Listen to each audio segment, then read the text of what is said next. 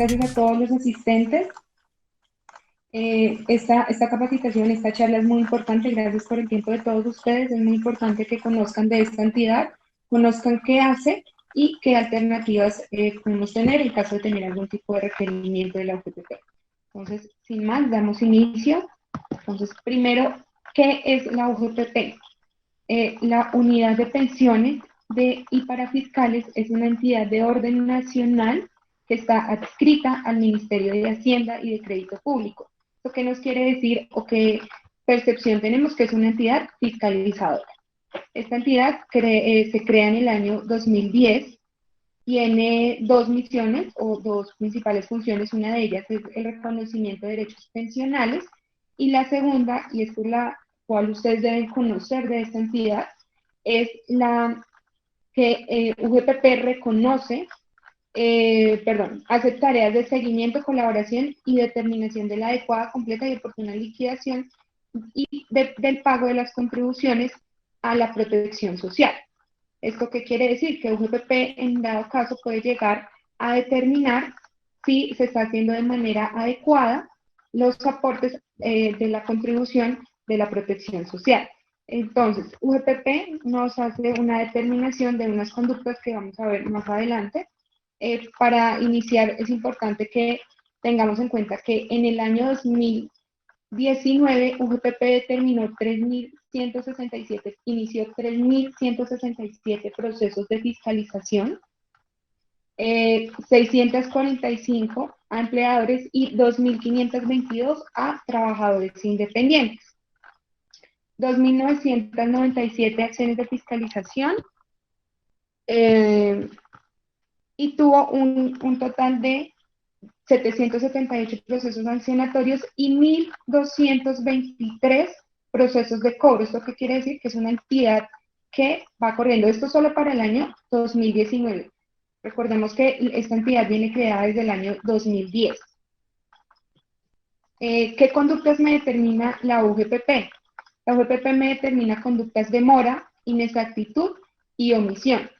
La mora es cuando no se registra el pago de los aportes correspondientes a la seguridad social.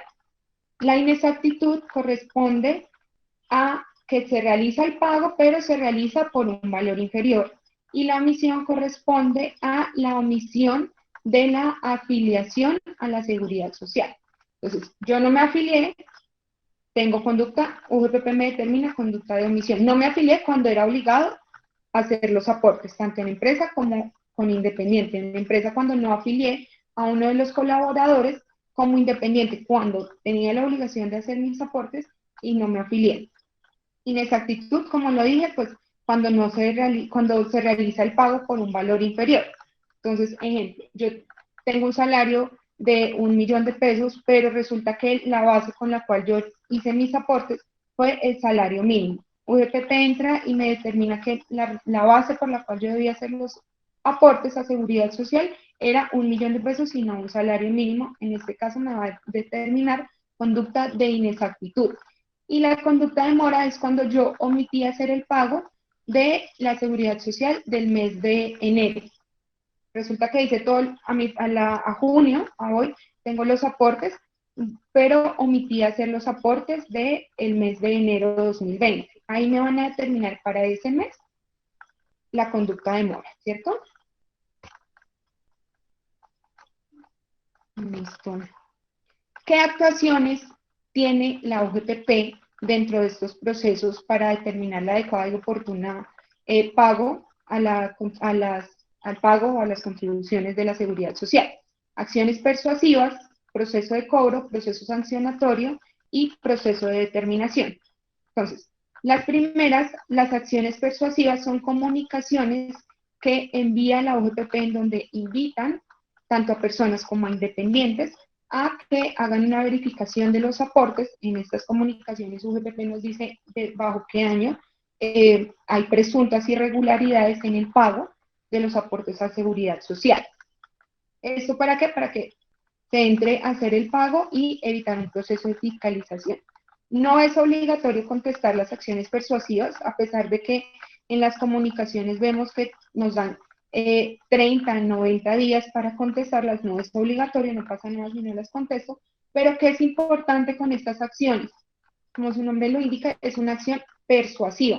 Nos están invitando a que nosotros, dentro de nuestra organización o dentro de nuestra organización o de nosotros como independientes, hagamos una revisión, hagamos una auditoría y verifiquemos si tenemos efectivamente una inexactitud, una mora o una omisión en nuestros aportes para hacer los pagos correspondientes.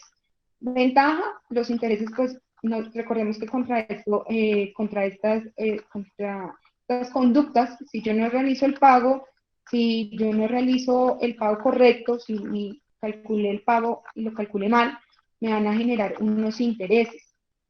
Entonces, en este momento, esta acción persuasiva en el cual yo hago mi auditoría y efectivamente verifico que en algún mes realicé mal el aporte, pues me voy a dar cuenta y voy a poder hacer el pago sin unos intereses tan altos, porque puede que sea de este año. Sigamos con el ejemplo del mes de enero, me di cuenta que en enero no pagué, o me di cuenta que en enero pagué por una base inferior, pues digamos que los intereses van a ser mucho más inferiores a los que tendría que pagar si me doy cuenta en enero de 2022. Me van a correr años de dos años de intereses. Ahora, si tengo pues una inexactitud, pues también me va a generar interés. Entonces, sí es importante que en esta etapa persuasiva hagamos o verifiquemos, hagamos una auditoría, verifiquemos cómo estamos haciendo los aportes, con cuál base estamos liquidando y si no, o si estoy omitiendo, si estoy omisa al momento de afiliarme. ¿Qué pasa si yo estoy obligada por edad o por ingresos a afiliarme al sistema de seguridad social en pensión o de seguridad social en salud o de riesgos laborales? Entonces sí es importante que verifiquemos cuando tengamos estas acciones persuasivas. Segundo, proceso de determinación. Este proceso de determinación inicia con un requerimiento de información. Este requerimiento se le da respuesta. En el requerimiento de información, UGPP nos va a determinar cuál es el tiempo que tenemos para darle respuesta. ¿Qué información nos van a pedir? Nos van a pedir información contable, básicamente. Nos van a pedir libros contables, nos van a pedir la nómina, si tenemos empresa, nos van a pedir, incluso a veces nos piden los terceros para determinar pues pagos que yo le haga a mis trabajadores, ¿no? Importante, en el año 2018, UGPP expide la resolución 922, mediante la cual nos da un parámetro cómo se debe dar contestación a este requerimiento de información. ¿Por qué es importante y por qué traigo acá la resolución 922? Y es porque en el caso en el que yo no suministre la información bajo estos parámetros, vamos a ver ya ahorita seguidamente el proceso sancionatorio y me pueden sancionar porque no suministré la información como me la están pidiendo. Después del requerimiento de información, tenemos, bueno, enviamos la información. Un segundo, por favor. Después de esto, UGPP nos va a notificar el requerimiento para declarar o corregir. En este requerimiento yo tengo el término de 3 meses para dar respuesta al requerimiento. En este requerimiento yo puedo hacer un análisis, viene acompañado de un documento, un oficio, un acto administrativo y adicional viene un documento en Excel, en donde si soy empresa, pues me va a discriminar trabajador por trabajador mes a mes, bajo el cual ellos determinan una deuda presunta. En esta oportunidad, en esta respuesta, yo puedo enviar pruebas o discutir esta presunta deuda para que tenga pues una disminución. Muchas veces nos damos cuenta que en esta etapa que efectivamente yo tenía con mi trabajador, con mi colaborador, tenía un auxilio no salarial, UGPP no lo toma como auxilio no salarial, sino que me lo tiene en cuenta como salario. Entonces acá entramos nosotros a discutir o a demostrar que efectivamente este pago no es salarial y que por ende pues no tiene que estar incluido dentro de mi ingreso base de cotización, ¿cierto? Y en el caso pues de los independientes viene discriminado por todos los mes a mes por cada subsistente. En el caso de los independientes pues únicamente nos va a traer salud, pensión y en dado caso riesgos laborales. Después de que damos respuesta al requerimiento para declarar y o corregir, nos va a llegar, después de 6 meses de emitida la respuesta, nos va a llegar una liquidación oficial. Esta liquidación oficial, lo mismo, viene acompañada del acto y acompañado de un Excel, un SQL, en donde nos va a mostrar que de lo que yo dije en el requerimiento para declarar y o corregir UGPP, qué argumentos aceptó y voy a ver una disminución, siempre y cuando, pues, digamos que los soportes que yo adjunte en la primera etapa, pues, sean válidos y UGPP me los acepte. En esta liquidación oficial yo tengo también una etapa para un recurso. Acá ya no vamos a dar una respuesta, sino vamos a interponer un recurso de reconsideración en el cual UGPP tarda 1 año para resolverlo. Entonces, digamos que es una nueva etapa en la cual podemos ver una disminución de nuestra deuda presunta, que fácilmente también, si tengo todos mis soportes y si tengo todo al día, y simplemente fue un error al momento de suministrar la información, porque recordemos, por eso nos piden información. Entonces, todo lo que yo le suministro a UGPP, pues es bajo la cual UGPP nos va a calcular la deuda. UGPP pues tiene 1 año para expedir esta resolución que nos resuelve el recurso, y contra estas dos últimas, liquidación oficial y recurso de reconsideración, procede la demanda de nulidad y restablecimiento del derecho. Tenemos 4 meses para interponer esta demanda. Importante acá, cuando hablamos de términos, pues que los cumplamos. ¿Qué pasa si yo interpongo mi recurso o mi demanda fuera de término? Pues si no me lo van a aceptar, me lo van a tener como no presentado, y ahí voy a perder una valiosa oportunidad o instancia para entrar a discutir y entrar a argumentar y a probar, pues, que esa deuda, como la está determinando UGPP, pues no corresponde a la realidad. ¿Listo? Esto en cuanto al proceso de determinación. Proceso sancionatorio. Nuevamente, el mismo requerimiento de información. Importante, con un mismo requerimiento de información yo puedo tener los dos procesos, el de determinación y el sancionatorio. Entonces me piden información del año 2017, suministro la información, pero no la suministro, teniendo en cuenta la resolución 922 del 2018. Me van a sancionar.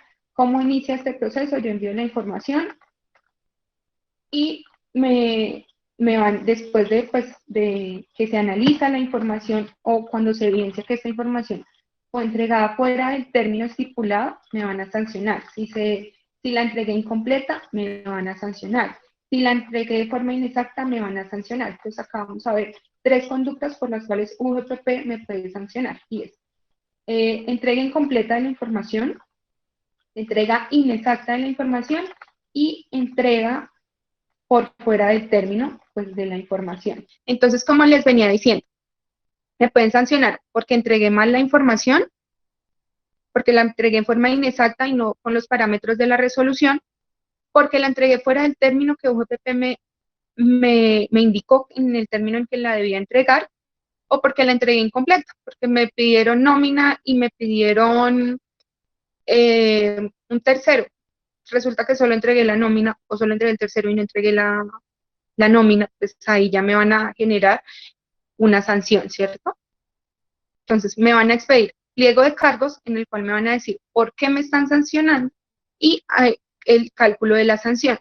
Más adelante vamos a ver los porcentajes de las sanciones que UGPP determina. Después de esto también, digamos que los términos son iguales, son exactamente iguales a los términos del proceso de determinación, pero las razones por las cuales se inicia cada proceso es diferente. Entonces, después de la respuesta, después del pliego de cargos, yo tengo la oportunidad para dar respuesta y argumentar qué fue lo que pasó. Puede que resulta que UGPP no me tuvo en cuenta un radicado. Resulta que en ese radicado yo radiqué absolutamente toda la información, pero puede que a UGPP se le haya perdido, que nos ha pasado, muy pocas veces pasa que a UGPP se le pierde un radicado, pero yo tengo la constancia del radicado, yo le entregué la información, no me sancione. En esta etapa lo puedo discutir. Posterior a esto nos va a llegar una resolución sanción, lo mismo después de 6 meses nos va a llegar una resolución sanción, en la cual me van a determinar si efectivamente me pueden sancionar o no. Y contra esta resolución sanción, nuevamente procede el recurso de reconsideración. UGPP cuenta con un término de 1 año para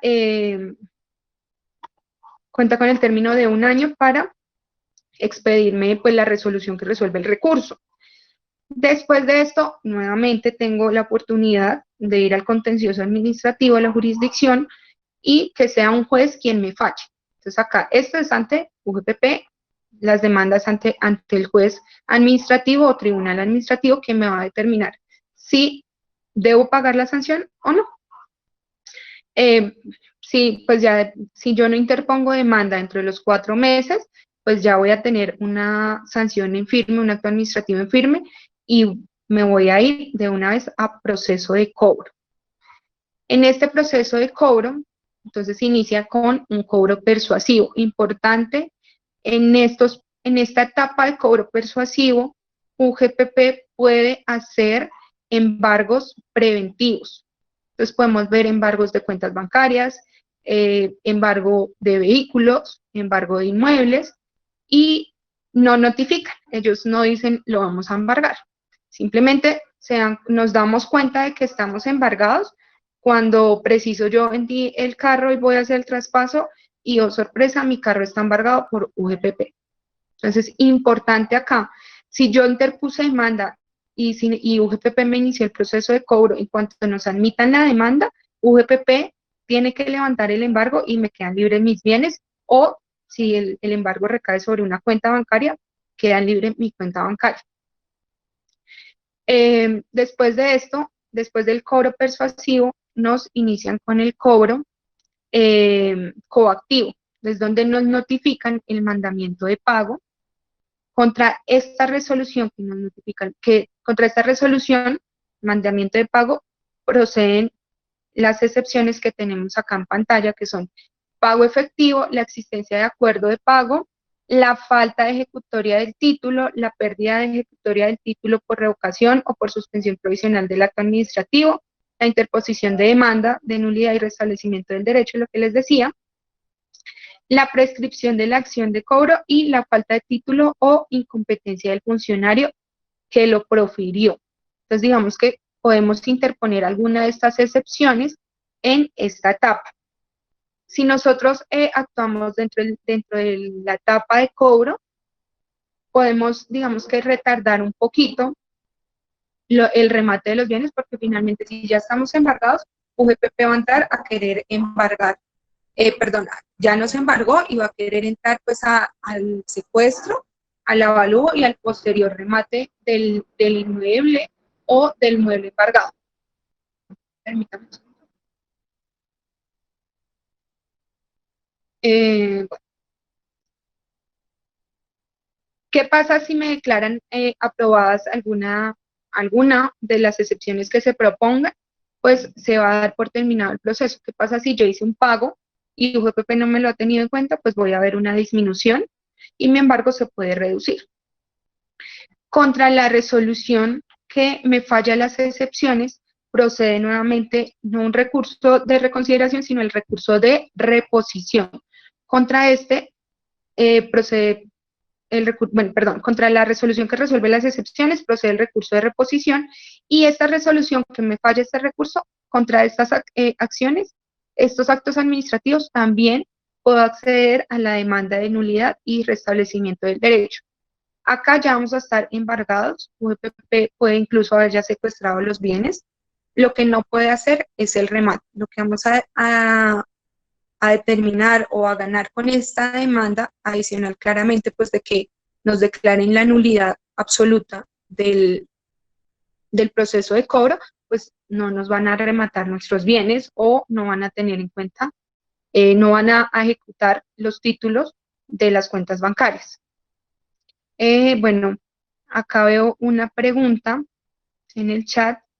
Me están diciendo que no se escucha. ¿Ahí se escucha bien o fue hace un rato?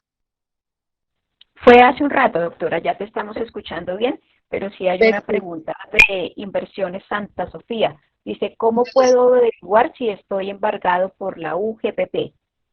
Bueno, en este caso lo más sano es pasar un derecho de petición solicitándole a la UGPP que nos informe si tenemos algún embargo por ellos, por qué, bajo qué resolución me decretaron el embargo y cuál es mi obligación claramente con UGPP para entrar a determinar si puedo iniciar una facilidad de pago o si me están embargando por si me iniciaron un proceso de cobro de un proceso que ya se cerró, del cual ya tengo auto de archivo, no sabemos. Porque, ¿qué pasa con esta entidad?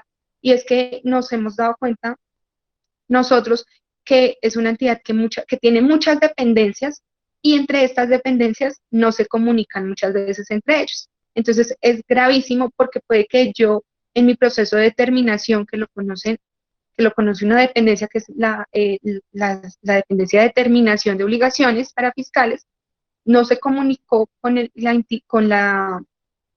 la oficina de cobro y resulta que me siguieron mi proceso de embargo y yo ya pagué. Entonces, sí es importante que identifiquemos por qué razón nos embargaron, cuál es nuestra obligación, que puede que nuestra obligación ya esté paga.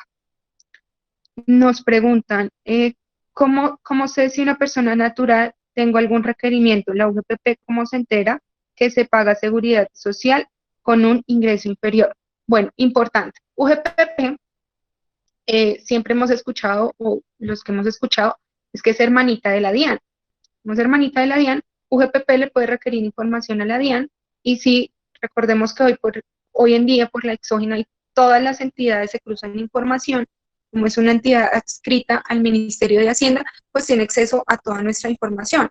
Entonces resulta que a mí en empresa X me reportaron unos ingresos de una cuenta de cobro de 10 millones de pesos, pues resulta que yo tenía que hacer aportes durante ese mes que tuve ese ingreso de 10 millones de pesos y no los hice. Pero como la empresa reporta ese pago, nos reporta ese pago, que ese pago me lo hicieron a mí, pues ahí es cuando UGPP empieza a determinar qué personas están o no haciendo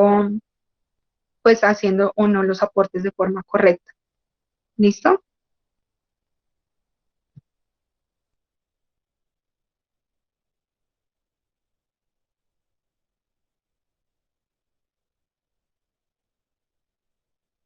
Ahí me escuchan. Importante.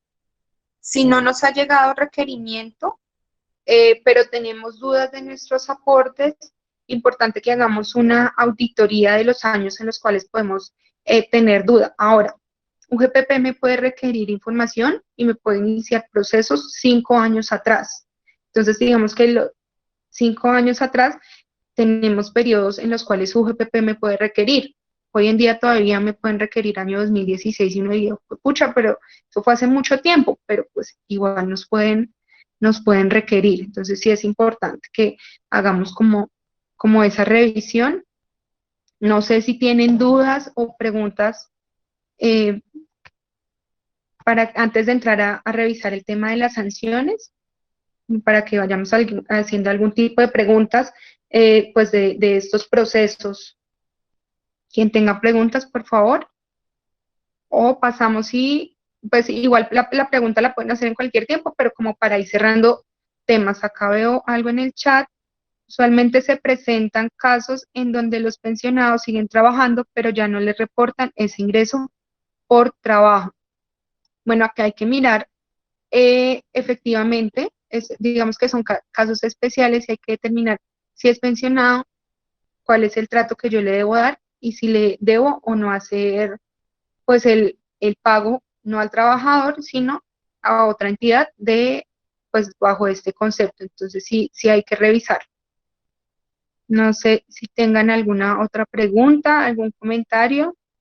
Dice, muchas personas trabajamos por comisión sin ningún contrato y por tener ya cumplidas las semanas, nos seguimos cotizando para evitar afectar el promedio. ¿Qué pasa en estos casos si deberíamos cotizar?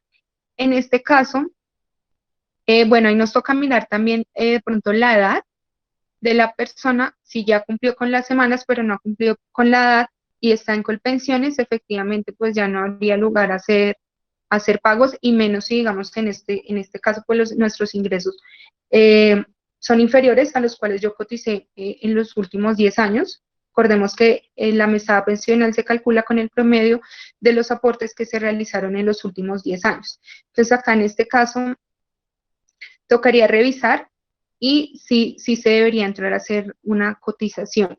Recordemos que si somos independientes y trabajamos como trabajadores independientes con un contrato de prestación de servicios y nuestros ingresos son superiores a un salario mínimo, sí debemos hacer el aporte. Otra, si no se cotiza, no nos requerirá la UGPP, pero si no se cotiza, no nos requerirá la UGPP.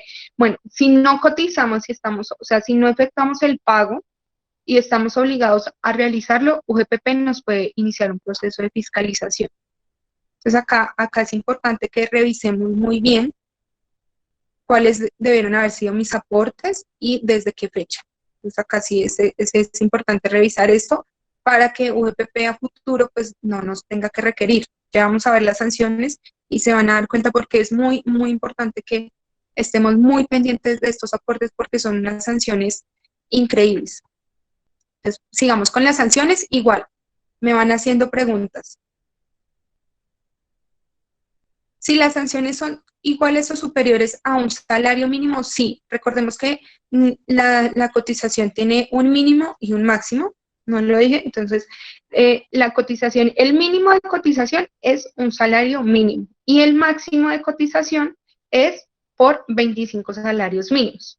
Es como el tope del cual me va a dejar hacer un aporte, ¿listo? Entonces, si son comisiones iguales o superiores a un salario mínimo, sí se debe hacer el aporte, sí se debe cotizar. ¿Qué pasa con los trabajadores independientes? Pues que salud y pensión en las empresas el empleador cubre una parte y al trabajador le descuentan únicamente el 8%.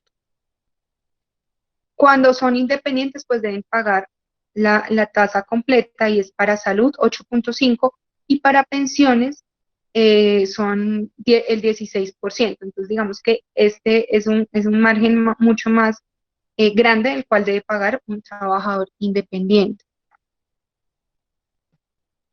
No sé si tengamos alguna otra pregunta. Bueno, voy a seguir. Igual si tienen alguna otra pregunta, por favor la escriben. No se puede cotizar si soy pensionado y no soy obligado a realizar aportes a pensión, no es necesario cotizar al subsistema de pensión. Bueno, igual, salud me la descuentan de la pensión, pero sí es importante que revisemos de pronto este caso, cuáles son las, bajo que tanto el régimen como de pronto puede que sea pensionado o se vaya a pensionar con un régimen especial y no sea obligado a realizar nuevos aportes. En este caso, no. Y en dado caso que UGPP me requiera, lo que yo le voy a contestar es, señor UGPP, yo pertenezco a un régimen de excepción, yo ya no soy obligado a cotizar a pensión y ahí se acaba. Entonces, pero sí es importante pues, que realicemos los aportes. ¿Listo? Proceso de, bueno, sanciones en el proceso de determinación. Aquí voy a tener dos sanciones, con gusto. Bueno, acá voy a tener dos sanciones. Una, inicial en el requerimiento para declarar y o corregir, que es por las conductas de omisión o demora sobre el valor que efectivamente se debía declarar, voy a tener una sanción del 5%. Y por la conducta de inexactitud voy a tener una sanción del 35% sobre el valor. Entonces, si me declaran por la conducta de inexactitud, me declaran una deuda de 1.000.000 de pesos, sobre ese 1.000.000 de pesos yo debo pagar una sanción por la conducta de inexactitud equivalente al 35%. Ya le respondo a Isabel. Bueno, ¿qué pasa? Como es el proceso, es un mismo proceso, pero con varias etapas, entonces, ¿qué pasa si en el requerimiento para declarar y o corregir yo no di respuesta y resulta que perdí la oportunidad de contestar y demostrar que esos valores que UGPP me está diciendo que pues no corresponden a la realidad? En la liquidación oficial, la sanción me va a tener un incremento. La sanción por omisión y por mora no va a ser del 5%, sino va a ser del 10%.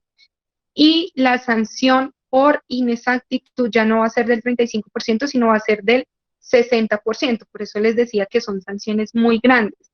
Entonces ya no voy a pagar 35%, sino que casi que se me duplica el valor de la sanción si yo no di respuesta en el requerimiento para declarar y corregir. Entonces sí es muy importante que aprovechemos estas etapas. ¿Qué pasa si yo no contesté el requerimiento para declarar y corregir? Perdí la oportunidad y la sanción se me va a incrementar muchísimo. ¿Qué pasa si contesté el requerimiento para declarar o corregir y mi deuda de 1.000.000 logré demostrar que no es de 1.000.000 sino es de 500? Pues digamos que la sanción va a tener claramente por esos 500.000 pesos un incremento, pero voy a ver como una ponderación. Me baja el capital, lamentablemente me sigue la sanción, pero ya no me van a calcular una sanción del 60% sobre 1.000.000 de pesos, sino el 60% sobre 500.000 pesos, que puede llegar a ser la misma sanción, pero diferente a que me calculen una sanción del 60% sobre la misma deuda inicial. Y pues vamos a ver deudas muy, muy, muy elevadas. Le contesto a Isabel. Entonces, un trabajador independiente y el ingreso es mayor a un salario mínimo. ¿Se debe pagar seguridad social? Sí, sí debe pagar seguridad social. Sanciones en el proceso sancionatorio. Acá me preguntan, además de realizar los pagos a corregir, ¿se debe pagar el 35% del valor dejado de pagar? Estoy comprendiendo. Listo. Entonces, recordemos, las conductas que determina UGPP, omisión o mora. Entonces, por las conductas de omisión o mora se pondrá una sanción por no declarar equivalente al 5% en la primera etapa. Si en el caso de, se debe pagar por el valor, en este caso por el valor que se deja de pagar, se paga una sanción del 5%. Recordemos, omisión es cuando no hice la afiliación y mora es cuando no hice el aporte. Entonces, cuando dejamos de pagar para estas conductas, mi sanción va a ser del 5%. Mi sanción del 35% es cuando yo pagué, pero el pago lo hice por un valor inferior. Entonces, resulta que yo tenía que pagar seguridad social sobre 1.000.000 de pesos y pagué seguridad social sobre el salario mínimo. Sobre esta diferencia es con la cual me van a cobrar el 35% y en la liquidación oficial, perdón, el 60%. Perdón, un segundo. Perdón. Listo. No sé si me hice entender un poquito ahí más con esta aclaración.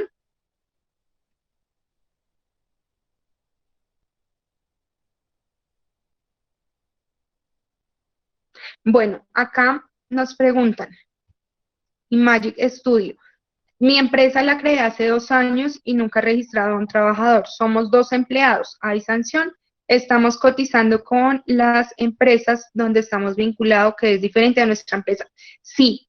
¿Qué pasa si yo soy trabajador? Y es muy recurrente también esto. ¿Qué pasa si yo soy trabajador y UGPP determina que yo como trabajadora tengo unos ingresos adicionales que superan el salario mínimo?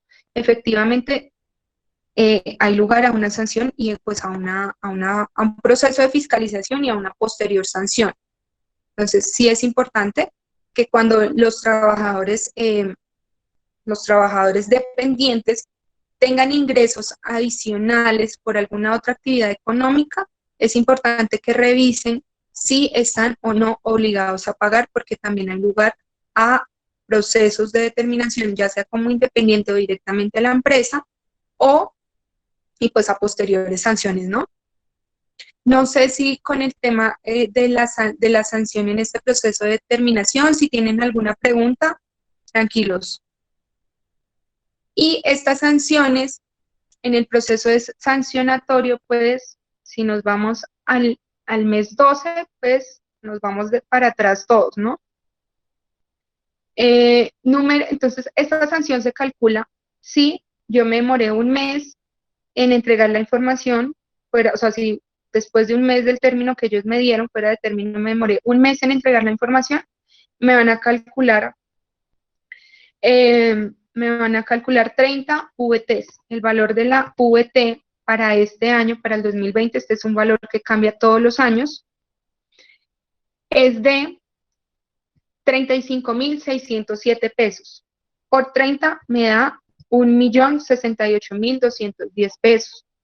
Pero ¿qué pasa si yo no me demoré un mes? Si yo me demoré 6 meses, me van a cobrar 1.200 VTs. Eso me equivale a 42 millones de pesos, a más de 42 millones de pesos. Y en el peor de los casos, ¿qué pasa si yo nunca le di respuesta a este proceso sancionatorio, o si me estuvieron haciendo aclaraciones dentro de este requerimiento de información y estas aclaraciones se tardaron 12 meses? Pues me van a cobrar una sanción de más de 500 millones de pesos. Es una sanción para mí absurda, realmente, porque es muchísimo dinero, y por más grande que sea una empresa o por más ingresos que tenga un trabajador independiente, es una sanción exagerada para mí, para mi concepto. Acá tengo preguntas. Lo relacionado con los viajes, con los gastos de viajes, ¿qué? Permanentes, si no los reportan, generan impacto con la UGPP, sí. Acá hay que tener en cuenta algo, y es que en este caso, lo mismo, siempre, digamos que es muy conocida la respuesta de un abogado con el depende. ¿Por qué depende? Porque hay que analizar varios factores. Entonces, ¿qué pasa con los gastos de viaje? ¿Es un trabajador dependiente? ¿Es un trabajador independiente? Estos gastos de viaje corresponden, si soy independiente, estos gastos de viaje corresponden a actividades directas de mi, de mi actividad económica. Entonces, digamos que si hay varios factores. Si es un trabajador dependiente, si es un empleado y tiene gastos de viaje, digamos que los gastos de viaje hay que saberlos legalizar. Entonces, lo podemos hacer con un auxilio de rodamiento no salarial, lo podemos hacer directamente a la transportadora, si son viajes en avión, si son viajes en bus, pues directamente el pago se lo hago a la empresa que me está facilitando el transporte. En este caso no serían viáticos, los viáticos serían únicamente por los conceptos de alimentación y manutención, pero sí es importante que se verifique la manera en la cual yo estoy haciéndole este pago. Si se lo estoy haciendo directamente al trabajador y el trabajador luego me lo legaliza, ¿cómo me lo está legalizando? Porque si me lo legaliza con un recibo de caja, y yo resulta que estoy legalizando 2 millones de pesos con un recibo de caja, pues no, digamos que no sería como tan creíble. Puede que sea verdad, pero UGPP no lo va a aceptar. Entonces sí es muy importante que miremos cómo estoy haciendo estos gastos de viaje.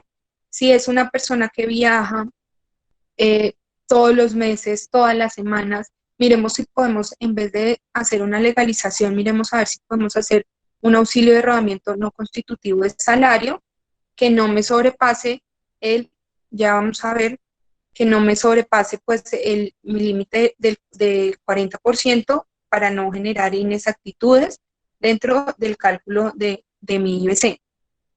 Listo, no sé si tengan alguna otra pregunta con este tema de las sanciones y de los procesos que adelanta UGPP.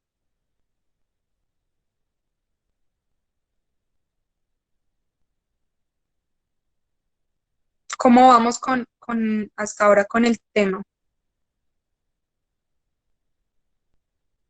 Doctora, muy bien, muchas gracias. Yo creo que puedes seguir avanzando porque no veo más preguntas. Parece que acaban de hacer una. Sí, señor.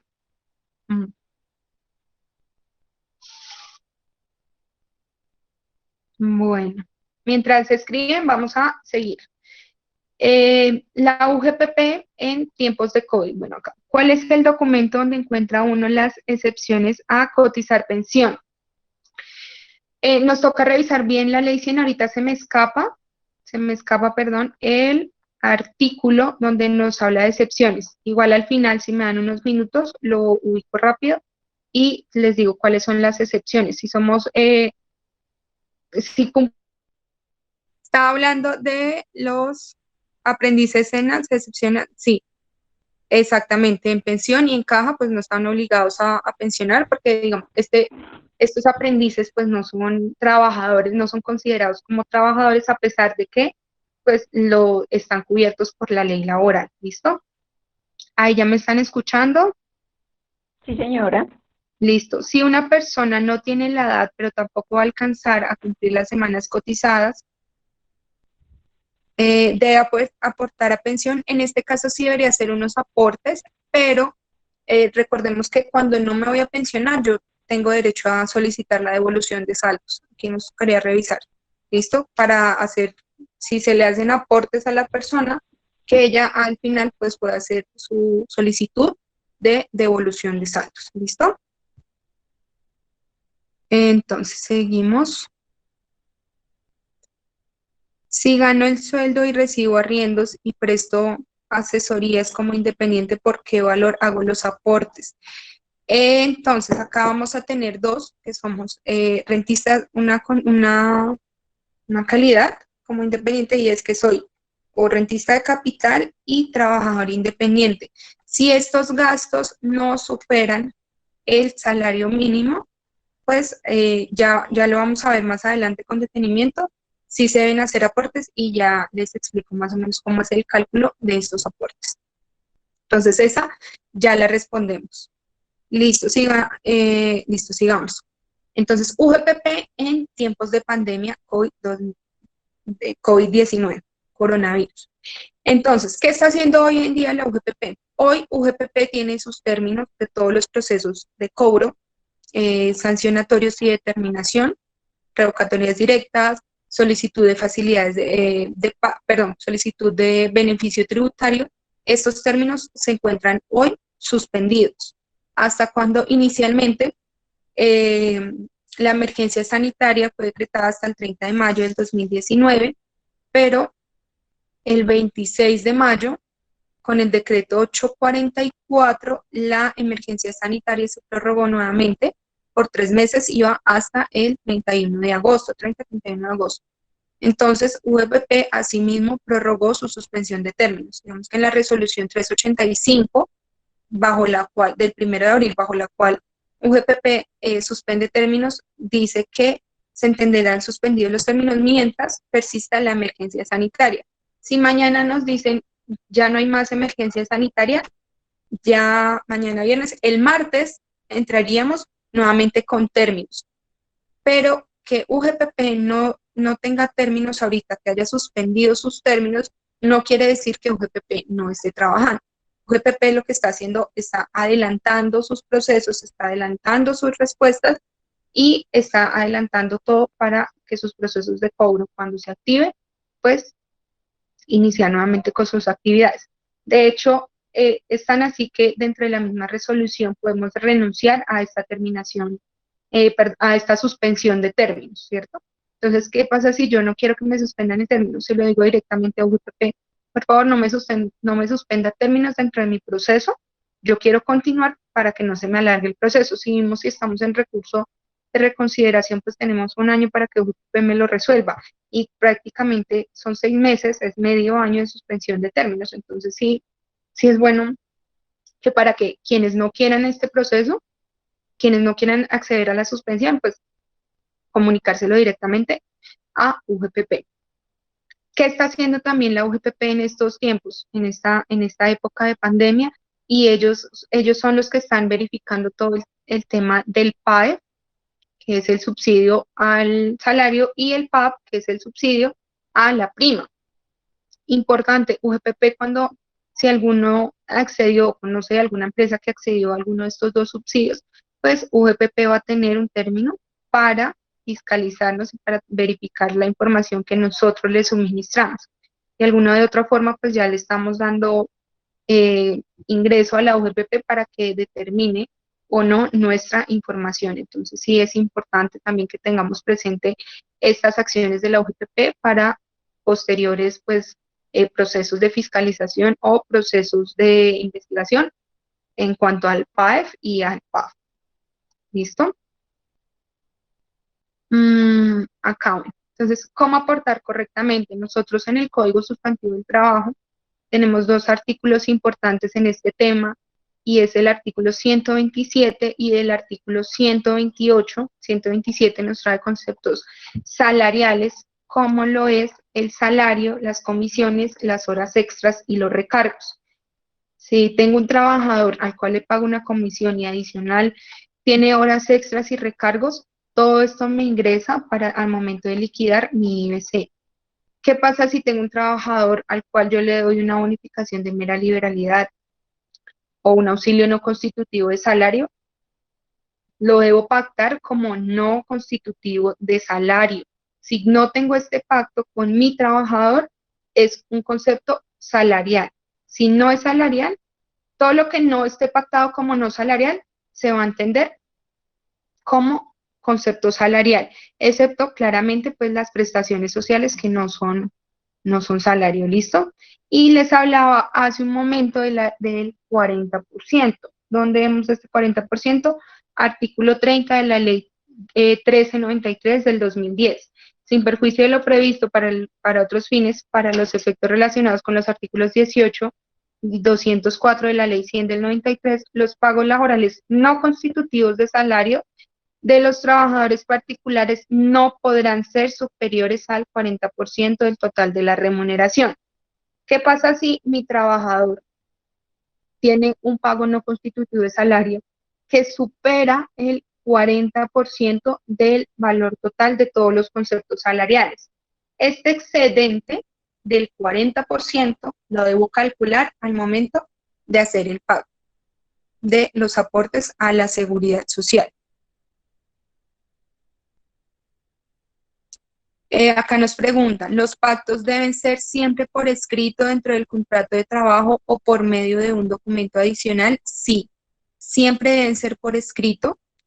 Lo pueden incluir dentro del contrato si yo ya, o sea, desde el principio de la negociación con el trabajador, yo ya sé que le voy a dar un pago no salarial y el trabajador lo sabe, lo incluyo dentro del contrato, pero si en el transcurso del tiempo decido darle un pago no constitutivo de salario, lo debo dejar en un documento adicional mediante un otro sí, o pues ya se determinará la forma si quiero hacer un nuevo documento, pero lo más sano en este caso sería así, o dentro del contrato o mediante un otro sí. ¿Listo? Importante, por favor, que tengamos en cuenta este artículo 30 de la ley 1393 al momento pues de liquidar eh, el ingreso base de cotización de mis trabajadores a quienes se les suministra un pago que es considerado como no constitutivo de salario. ¿Listo? Ingreso base de cotización. Entonces, valor sobre el cual se debe calcular el valor de los aportes al sistema de protección social. Lo que les decía hace un rato, no podrá ser inferior a un salario mínimo ni superior a 25 salarios mínimos legales mensuales vigentes. Entonces, ¿cómo me conformo? ¿Cuál es la ecuación del IBC? Pues son pagos salariales más pagos no salariales que exceden del 40% del total remunerado más mis novedades. Entonces, ¿cuáles pueden ser las novedades? Pueden ser vacaciones, puede ser una licencia no remunerada, puede ser una licencia eh, remunerada o no remunerada, puede ser una incapacidad, puede ser una licencia de maternidad. Ahí tenemos varias eh, novedades que se deben tener en cuenta al momento de hacer la liquidación de los aportes. ¿Listo? Y con esta ecuación yo voy a tener mi ingreso base de cotización. Listo, entonces ahora sí, para los independientes. Entonces, ¿qué es un trabajador independiente? Entonces, puede ser un contratista independiente de aquellas personas que no están vinculadas a una empresa mediante un contrato de trabajo, sino mediante un contrato de prestación de servicios y son remunerados bajo una figura de honorarios o comisiones dependiendo pues de la contratación. De acuerdo al artículo 244 de la ley 1955 del 2019, señala que todo trabajador independiente que obtenga ingresos netos mensuales iguales o superiores a un salario mínimo debe cotizar a Seguridad Social sobre el 40% de los ingresos mensuales. Entonces, acá, para Esperanza, importante. Entonces, sí, en el trabajo, pues recibe uno su salario, pero ¿qué pasa si tengo ingresos adicionales como arriendos y se prestan asesorías? Entonces, UGPP, paréntesis antes de seguir, este artículo 244 fue declarado inexequible por la Corte Constitucional, fue demandado, lo declaró inexequible, pero tiene una vigencia transitoria. ¿Por qué fue declarado inexequible? Esta ley por la cual se crea este artículo o sale este artículo fue la ley bajo la cual se expide el plan nacional, sí, no recuerdo cómo se llama esa ley, pero fue los planes de gobierno que expide cada gobierno cuando inicia su gobierno. Entonces, esta fue la que expidió el actual presidente con su plan de gobierno, esta ley. Entonces, no es una ley por la cual se deban tratar estos temas. Por ende, fue declarado inexequible, sin embargo, pues tiene una vigencia transitoria. Plan de desarrollo, gracias. Entonces, acá, en febrero de este año, UGPP me expide una resolución que es la resolución 209 del 2020, en la cual me va a hablar de una presunción de costos. Esta presunción de costos me trae estas actividades económicas, ¿cierto? Entonces, para los rentistas de capital, voy a tener un porcentaje de costos respecto de mis ingresos del 27,50%. Entonces, y otras actividades, en este caso tendríamos dos, que son rentista de capital y asesorías como independiente. Entonces, acá lo que hacemos es ubicarnos en nuestra tabla, ver cuál es el porcentaje de costos respecto a los ingresos sin incluir IVA y hacer la reducción de estos costos. ¿Puedo tener costos adicionales? Sí los puedo tener. Importante para de hacer la deducción de estos costos, que tenga documentos que me soporten estos costos y que sean costos relacionados directamente con mi actividad económica. Si yo recibo un arriendo, un costo directo de este ingreso, ¿cuál va a ser? El pago de los impuestos, del impuesto predial.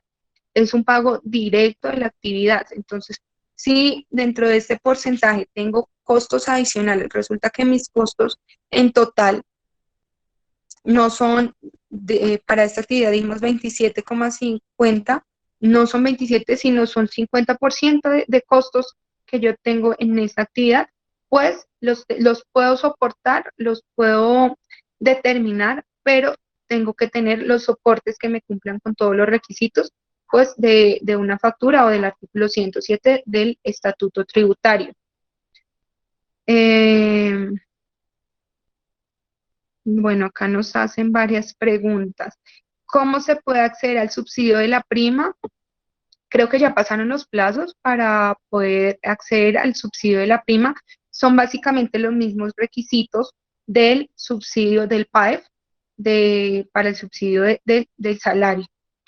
A lo que nos trae el subsidio de la prima, a diferencia del PAEF, perdón, es que es para trabajadores que devenguen hasta 1 millón de pesos. ¿Listo? Los pactos, bueno, plan de desarrollo, los gastos de mantenimiento de la edificación que está alquilada se pueden incluir, sí. Recordemos que los podemos incluir cualquier gasto adicional. Si nuestros gastos en este año, porque hicimos un mantenimiento, se fueron al tope y se fueron al cielo y fueron de un 80%, lo puedo hacer siempre y cuando, nuevamente repito, tenga los soportes. Entonces, ¿cómo se hace el cálculo de esto? Y es, siempre se va a incluir los ingresos menos la presunción de costos sobre el resultado, calculo el 40% y sobre este 40% es sobre el valor del cual yo debo realizar mis aportes. ¿Listo? Perfecto. ¿Cómo prevenir sanciones? Esto es muy importante y una de las maneras más eficaces de prevenir una sanción es claramente pues una auditoría. Si yo tengo dudas de mis aportes, tanto como empresa como independiente, hagamos una auditoría preventiva, revisemos en qué periodo, en qué mes o en qué año de los cuales está vigente. Recordemos nuevamente que UGPP tiene 5 años y puede requerir información o sancionar por 5 años atrás. Entonces, importante que analicemos nuestros aportes, qué aportes estamos haciendo, cuál es nuestro ingreso base de cotización, si estamos haciendo bien. En el caso pues de los trabajadores que trabajan con una empresa y que su empresa les hace sus aportes, pero que reciben otros ingresos, importante que revisemos eso para no tener a futuro eh, pues algún requerimiento de la UGPP. Realmente las sanciones son exageradas, exageradas, exageradas. Entonces, pues sí, sí es muy importante. Bueno, y acá ya acabamos nuestra presentación. Yo creo que tenemos un buen tiempo para hacer todas las preguntas que tengan, por favor.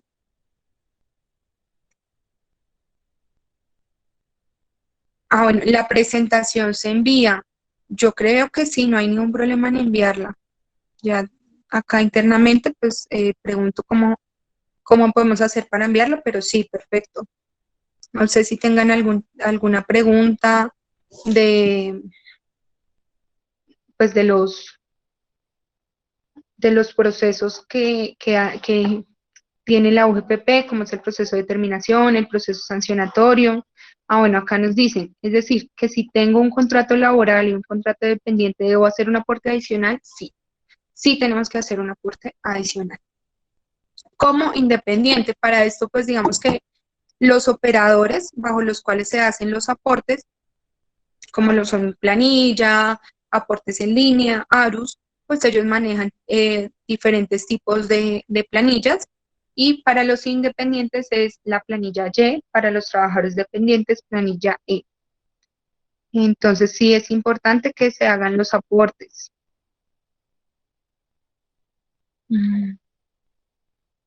No sé si tengan alguna otra pregunta, yo estoy mirando por acá a ver si se me escapa algún tema.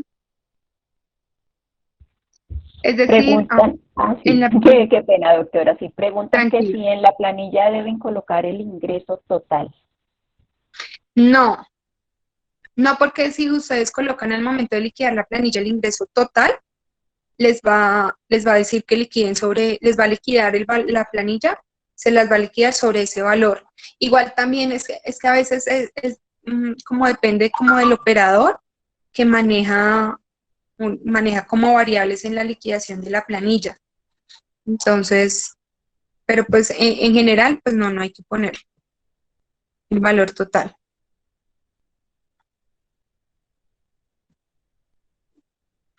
Se debe ser EPS ARL por obligatoriedad. Si yo trabajo, si tengo alguna actividad que me genere algún riesgo laboral, debo hacer el pago de ARL.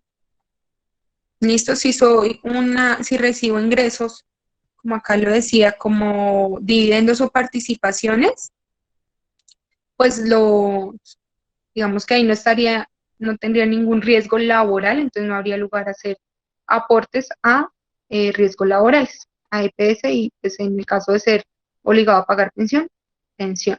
Así como pasa en temas laborales para reclamaciones y que tienen 3 años como límite para realizarlas, la UGPP también aplica para lo relacionado a lo que genera por esas reclamaciones laborales. Bueno, muy importante la pregunta, y es uno de los puntos de discusión que nosotros tenemos con la UGPP, porque digamos que UGPP tiene 5 años, pero digamos que lo que nos discute o por lo cual nos requiere UGPP son por los aportes directamente al sistema, pero que no tienen ningún tipo de incidencia frente al trabajador. El trabajador lo único que va a ver en el caso, pues si se tiene que hacer algún ajuste, pues será pues en los ajustes a su subsistema de pensión, pero no lo va a ver nunca reflejado el trabajador directamente al subsistema de salud o ante la caja de compensación o ante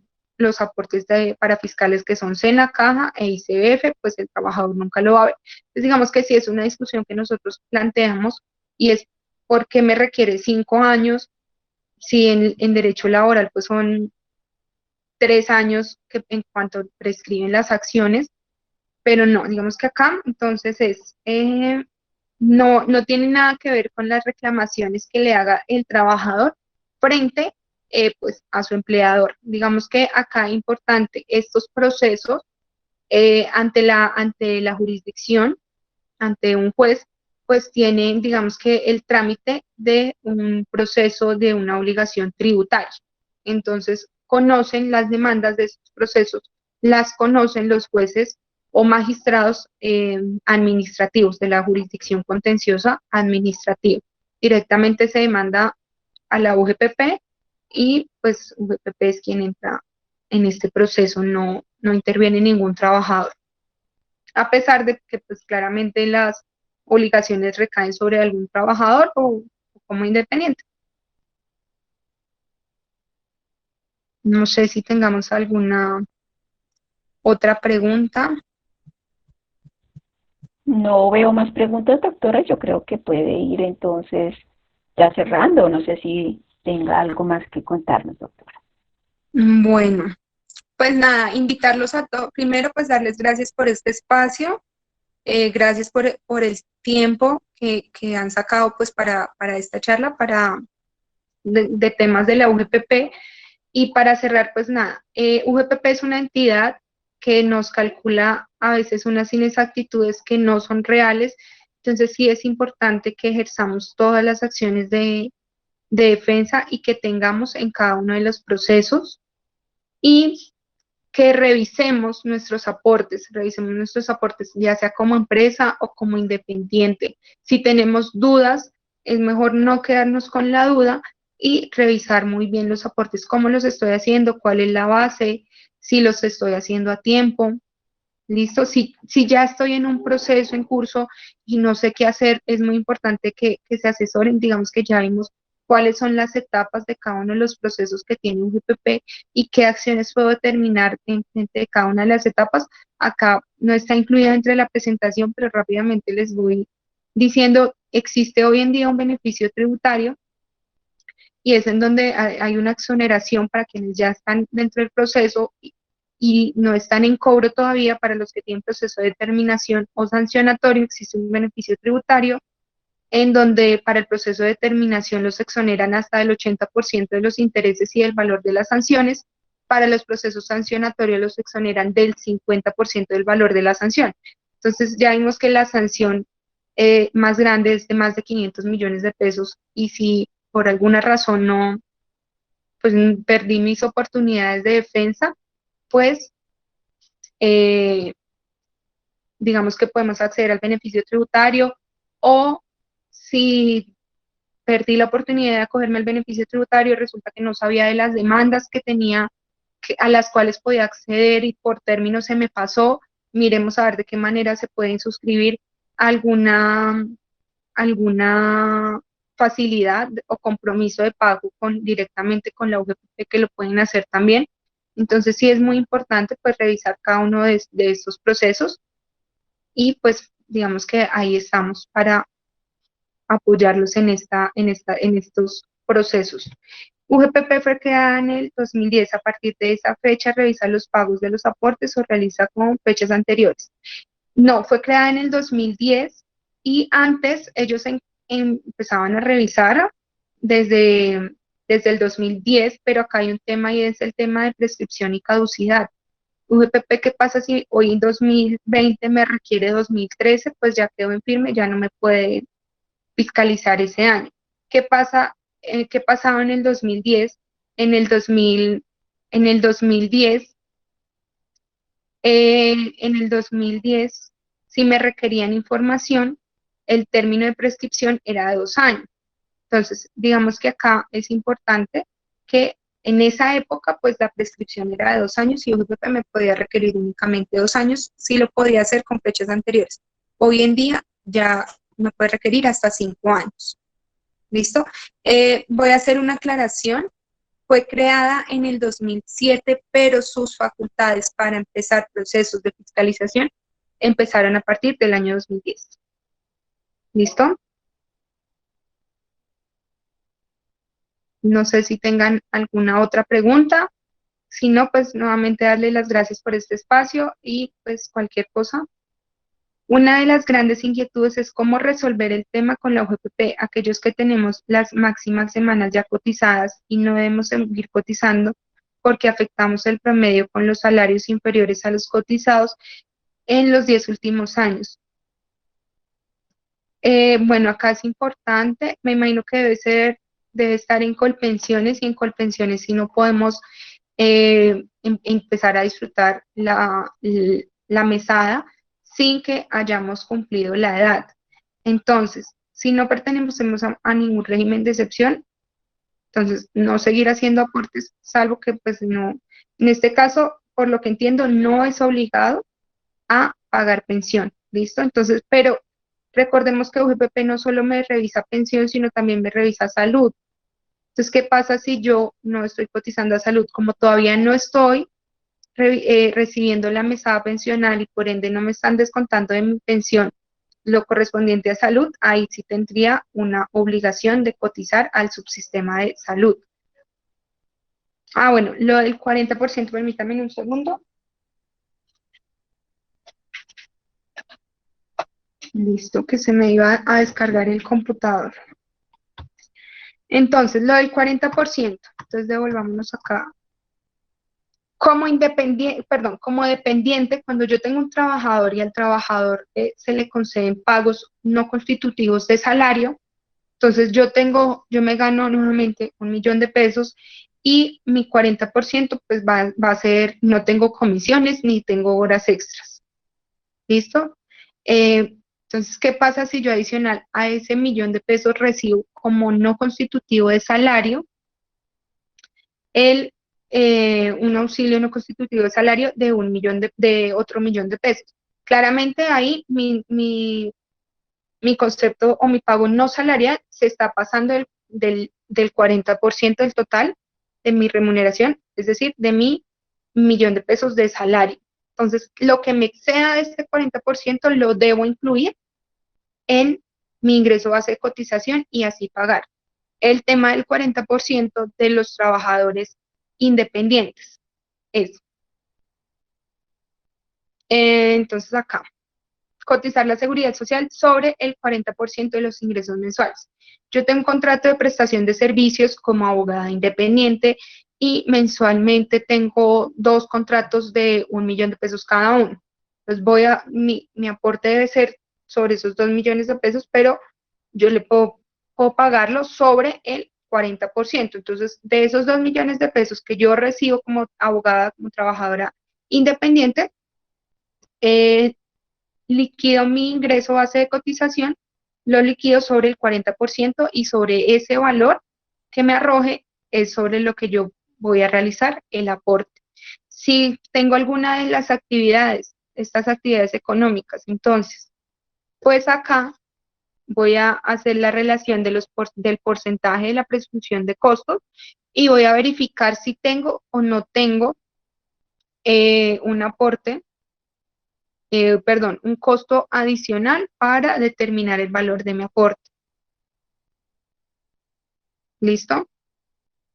Entonces no sé si tengan, listo, perfecto. Entonces yo creo que no siendo más, nuevamente les agradezco. Sí, perfecto, doctora. Muchísimas gracias por su intervención del día de hoy. Yo creo que verdaderamente nos llevamos herramientas y conceptos mucho más claros de los que ya teníamos. A todos nuestros Perfecto. participantes, muchísimas gracias por habernos acompañado en este webinar que FENALCO ha desarrollado en compañía con Belavenco.